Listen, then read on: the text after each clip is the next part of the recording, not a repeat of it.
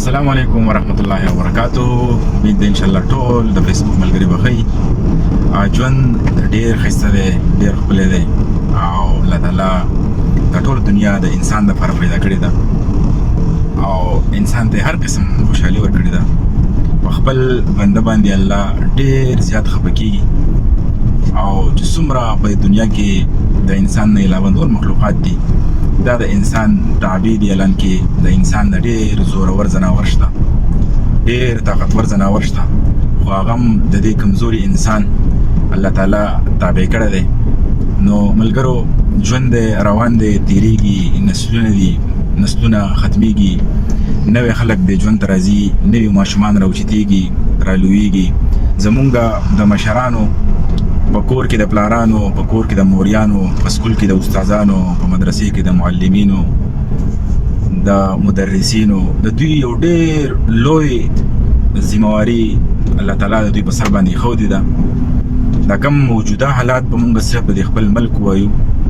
چې په دې ملک کې انصاف نشته، په دې کې خوشحالي نشته، په دې کې امن نشته، په دې کې ظلم سیوا دی، په دې کې بې انصافي سیوا ده، په دې کې د غریب احساس نشته، په دې کې د غریب حق وهل په عروج باندې دي. نو د دې خبرو دپاره الله تعالی مونږ ته پوهه راکړې ده او د واعظ نصیحت الحمدلله زمونږ په ملک کې څه کمی نشته. او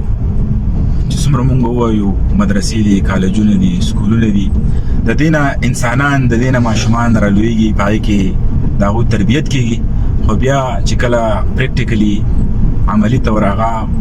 راوځي، په نورو ادارو کې کار کوي، نو هلته کې لږې مسلې جوړې شي، هلته کې لږ د انسان نفس په هغه باندې حاوي شي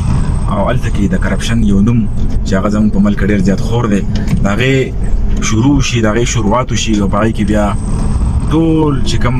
نقصانات دي او ټول کوم ظلمونه دي هغه په غریب باندې راولېږي. په دې وجه باندې زمونږ که مونږ په سوشل میډیا باندې وګورو نو ماشاءالله زمونږ په ملک ډېر لوی ټیلنټ دی، ډېر ښکلی نصیحت دی، ډېر ښکلی واعظ نصیحت چې کوم دی هغه عالمان کوي، هغه پوهان کوي، هغه قاریان کوي، هغه حافظان کوي، هغه لیکچرران کوي، هغه استادان کوي، هغه پروفیسران کوي، مشران کوي. خو بیا هم چې کوم دی زمونږ په ملک کې امن نه راځي، زمونږ په ملک کې خوشحالي نه راځي. الان کې 70-75 سال چې کوم دی زمونږ د خوږ ملک وشو او د دې سره که مونږ کمپیریزن وکړو نو زمونږ په علاقو کې یا زمونږ مضافاتو کې زمونږ خوا و شاته چې کوم ملکونه دي هغه زمونږ نه معاشي طور زمونږ نه ښه دي، هغه علمي طور هغه زمونږ نه ښه دي، تربیت د هغوی ښه کېږي. په دې وجه باندې هغه عمل کې استحکام دی، که هغه سیاسي استحکام دی، که هغه مذهبي استحکام دی، که هغه نورې شعبې دي، هغه خپل کار په ښه طریقه باندې کوي. لہذا نصیحت او واعظ صرف اورېدلو پورې نه دي، فیسبوک استعمالول صرف د استعمالولو پورې نه دي، بلکې تا لکه مخه خبر راځي هغه د ټولو نه اول په خپل ځان باندې امپلیمنټ کړه. کوشش وکړه چې په خپلو بچو باندې چې کوم دی نو هغه خبرې امپلیمنټ کړي، هغه په خپلو بچو کې راولي ښه خبرې او خپل ماشومان مونږ خصوصي دا زمونږ ډېره لویه سرمایه ده، دا مونږ داسې قسم اکټیویټیز نه وساتو چې هغه د هغوی په ذهنونو کې منفي سوچونه پیدا کوي او تخریبي سوچونه د هغوی جوړېږي. نو په دې وجه باندې دا چې کوم ملګري لګیا دي، مشران دي، په فیسبوک باندې لګیا دي، په ټویټر باندې لګیا دي، په نور سوشل میډیا پلیټفارم باندې لګیا دي، د دوی مقصد دا دی چې زموږ دا معاشره جوړه شي، د هغې برعکس زموږ په معاشره کې څه انصاف نه راځي، څه سکون پکې نه راځي، خوشحالیانې پکې نه راځي او غریب چې کوم دی نو ډېر زیات په مشکلاتو کې ګیر دی. مهنګایي ده، که نور چې کوم دی نو سهولیات دي هغه غریب ته بالکل مهیا نه دي او یو څو طبقې دي چې هغه په دې ملک باندې رایج دي او د ډېر وخت نه چې کوم دی د هغوی نمبروار یو سیسټم دی روان دی. نو په دې وجه باندې په آخر کې یو 2-3 شعرونه وایم او امید دی انشاءالله تعالی ستاسو د ټولو به خوښ شي. وایي عدالت دی، حکومت دی او یو بل دی، دا لا څنګه چل دی او خلک ژوند کوي په دنیا کې په امن او سکون دي، په مزو دي، په چرجو دي او زمونږ پکې یو ټیک او دا بل غل دی، دا لا څنګه چل دی او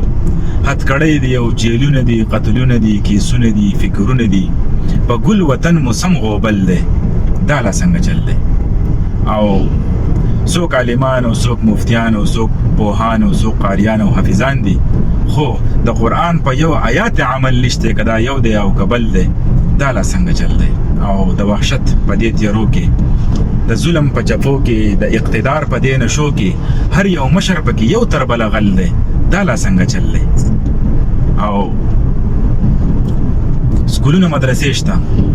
سکولونه مدرسې شته، کالجونه پوهنتون هم، سکولونه مدرسې شته، کالجونه پوهنتون هم، خو چې فارغ د ادارو شي ورګټ په نورو ادارو شي، په وطن سم د سرو مچو شي، پکې بیا جوړې اساسې د خپل بچو کړي او پکې بیا سکي د غریب ویني دته چل دی. دا لا څنګه چل دی؟ معذرت غواړم. السلام علیکم ورحمت الله وبرکاته.